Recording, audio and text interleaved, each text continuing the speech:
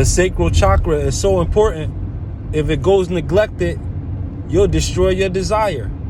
Along with that, your libido. Along with that, your appetite. It's the sacral, the sacred, the sexual energy that prompts you toward desire. Even if it doesn't pertain to the subject of sex at all, it's just that instinctual craving that is like more so biological. But yet at the same time, this gives you a route from the biological directly to the spiritual, the sacral. That is the one thing. Not every bite of food is going to bring you to a spiritual experience, but every act of physical intercourse is designed to. The sacred space. That's why the subject of sex is held in such a regard and is pushed hard by both sides, whether it be for procreation or for an industry. Either way, the constant pushing of and the selling of sex, it lets you know just how important the ingredient of desire is. It's orange, which is also alluding to the sun. But it's the sun setting as you go toward night, the night as you go toward the bedroom. Things happen in the bedroom that pertain to the sacral chakra.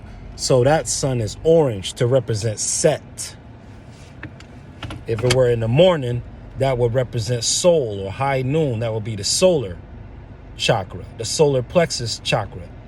That's yellow. Both of them represent day. Both of them are right on top of each other. But you notice as you get closer to the root, or as you're coming up from the root, it starts with sunset. So right after the red comes the orange, then the yellow.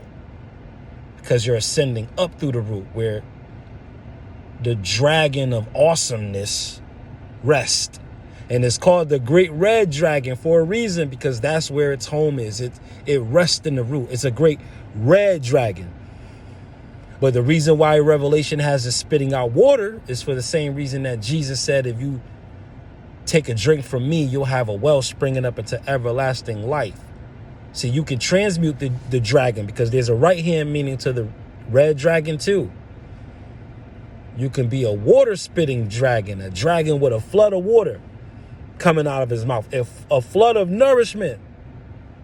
Do you know how useful you will be to a desert, a spiritually deserted place where people are parched for words of wisdom, parched to hear somebody talk to them like they really care? They're parched for that. So why not be the dragon that spits out water rather than fire?